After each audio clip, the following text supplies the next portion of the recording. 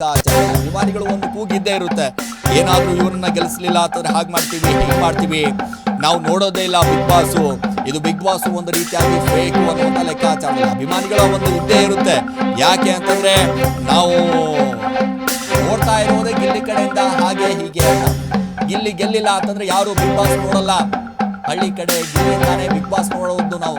ಗಿಲ್ಲಿ ಚೆನ್ನಾಗಿ ಇದ್ದವರು ಫೈನಲ್ಗೆ ಬಂದಿದ್ದಾರೆ. ಗೆಲ್ಲಿ ಹಳ್ಳಿಯಲ್ಲೂ ಕೂಡ ಗಿಲ್ಲಿ ನಟನ ಹಬ್ಬ ಬಂದಿದೆ.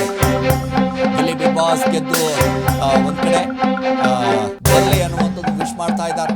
ಎಲ್ಲರೂ ಕೂಡ ಡಮಾಲ್ ಡಿಮಿಲ್ ಡಕ್ಕ, ಗಿಲ್ಲಿ ಗೆಲ್ಲೋದು ಪಕ್ಕ.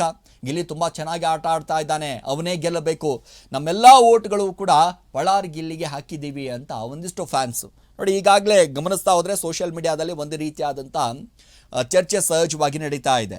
ಸೊ ಗಿಲ್ಲಿನೇ ಗೆಲ್ಲಬೇಕು, ಯಾಕೆ ಗೆಲ್ಲಬೇಕು ಅಂತ ಅಂದಾಗ ಒಂದು ಎಂಟರ್ಟೈನ್ಮೆಂಟ್ ಆಗಿರ್ಬೋದು, ಬಿಗ್ ಬಾಸ್ ಮನೆಯಲ್ಲಿ ಯಾವ ರೀತಿಯಾಗಿ ಆಟ ಆಡಬೇಕು, ಯಾವ ರೀತಿಯಾಗಿ ಮ್ಯಾನಿಪುಲೇಟ್ ಮಾಡಬೇಕು, ಯಾವ ಜೊತೆ ಹೆಂಗೆ ಕೌಂಟ್ರ್ ಕೊಡಬೇಕು ಅನ್ನೋದನ್ನು ಗಿಲ್ಲಿ ಭಾಳ ಅದ್ಭುತವಾಗಿ ಕಲ್ತಿದ್ದಾನೆ. ಹಾಗಾಗಿ ಯಾಕೆಂದರೆ ನಾವು ಹಳ್ಳಿಗಳಲ್ಲಿ ಬಿಗ್ ಬಾಸ್ ನೋಡ್ತಾ ಇದ್ದೀವಿ ಅಂತಂದರೆ ಅದು ಗಿಲ್ಲಿಯಿಂದಾನೆ. ಸೊ ಯಾಕೆ ಅಂತಂದರೆ ನಾವು ಮುಂದಿನ ಸೀಸನ್ಗಳನ್ನು ಗಿಲ್ಲಿನ ಒಂದು ಕಡೆ ಗಮನಿಸ್ತಾ ಹೋದರೆ ಮುಂದಿನ ಸೀಸನ್ ನೋಡೋಕ್ಕಾಗೋದಿಲ್ಲ ನಾವು. ಯಾಕೆ ಅಂತಂದರೆ ಬಿಗ್ ಬಾಸ್ ಒಂದು ಕಡೆ ಇವ್ರನ್ನ ಗೆಲ್ಲಿಸಲಿಲ್ಲ ಅಂತಂದರೆ ಒಂದು ರೀತಿಯಾಗಿ ನಾವು ಫೇಕ್ ಅನ್ಕೋತೀವಿ.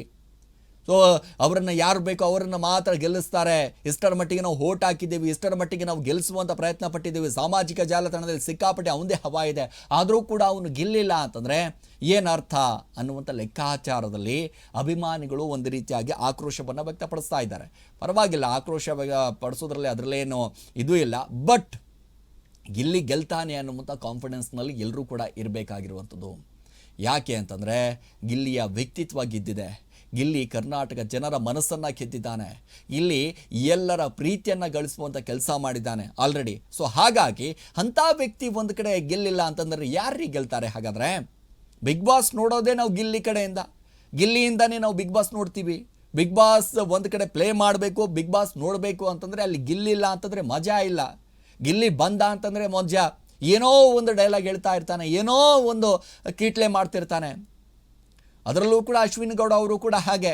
ಗಿಲ್ಲಿ ಹಾಗೂ ಅಶ್ವಿನಿ ಗೌಡ ಅವರ ಜೋಡಿ ಯಾವ ರೀತಿಯಾಗಿತ್ತು ಅಂತಂದರೆ ನಿಜವಾಗ್ಲೂ ಕೂಡ ಮೊದಲಿಗೆ ನಾವು ಅಂದ್ಕೊಂಡ್ಬಿಟ್ಟಿದ್ವಿ, ಏನ್ರಿ ಇದು ಇಬ್ಬರು ಟಕ್ಕರ್ ಕೊಡ್ತಾರಲ್ರಿ ಸ್ವಾಮಿ. ಈ ಕಡೆ ಅಶ್ವಿನಿ ಗೌಡ ಅವರು ಕೂಡ ಸಿಕ್ಕಾಪಟ್ಟೆ ಸ್ಟ್ರಾಂಗ್ ಇದ್ದಾರೆ ಸ್ವಾಮಿ. ಅದರಲ್ಲೂ ಕೂಡ ಯಾಕೆ ಅಂತಂದರೆ ಅವರು ಕೂಡ ಗೆಲ್ಲುವಂಥ ತಾಕತ್ತು ಅವರಿಗೂ ಕೂಡ ಇದೆ. ಗೆಲ್ಲುವ ರೇಸ್ನಲ್ಲಿ ಅಶ್ವಿನಿ ಗೌಡ ಅವರು ಕೂಡ ಇದ್ದಾರೆ. ಸುಮ್ಮನೆ ಹೇಳೋಕ್ಕಾಗೋದಿಲ್ಲ ಗಿಲ್ಲಿನೇ ಗೆಲ್ತಾರೆ ಅಂತ. ಗಿಲ್ಲಿನೋ ಗೆಲ್ಲಬಹುದು, ಅಶ್ವಿನಿ ಕೂಡ ಗೆಲ್ಲಬಹುದು, ರಘು ಕೂಡ ಗೆಲ್ಲಬಹುದು, ರಕ್ಷಿತಾ ಕೂಡ ಗೆಲ್ಲಬಹುದು, ಧನುಷ್ ಕೂಡ ಗೆಲ್ಲಬಹುದು, ಕಾವ್ಯಾವ್ ಕೂಡ ಗೆಲ್ಲಬಹುದು. ಇಲ್ಲಿ ಹೇಳೋಕ್ಕಾಗೋದಿಲ್ಲ. ಕೊನೆಯ ಮೂಮೆಂಟ್ನಲ್ಲಿ ನೀವೆಲ್ಲರೂ ಕೂಡ ಹೇಳ್ತಾ ಇದ್ದೀರಾ, ನಾವು ಗಿಲ್ಲಿಗೋಸ್ಕರನೇ ಬಿಗ್ ಬಾಸ್ ನೋಡ್ತಾ ಇದ್ದೀವಿ, ಹಾಗೆ ನೋಡ್ತಾ ಇದ್ದೀವಿ, ಹೀಗೆ ನೋಡ್ತಾ ಇದ್ದೀವಿ. ಆದರೆ ಹೇಳೋಕ್ಕೆ ಕೊನೆಯ ಮೂಮೆಂಟು. ಸೊ ನೀವು ಯಾವ್ಯಾವ ಸ್ಪರ್ಧಿಗಳನ್ನು ಗೆಲ್ಲಿಸಬೇಕು ಅಂತ ಇದ್ದೀರಾ ಅವರನ್ನು ವೋಟ್ ಮಾಡಿ, ಅವರನ್ನು ಗೆಲ್ಲಿಸುವಂಥ ಪ್ರಯತ್ನವನ್ನು ಮಾಡಿ.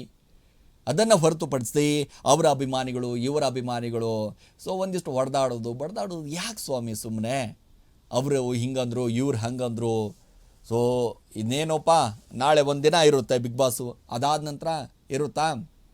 ನೋಡೋಂತಂದ್ರೂ ನೋಡೋದಿಲ್ಲ ನೀವೇ, ಮತ್ತೊಂದು ವರ್ಷ ಕಾಯಬೇಕು.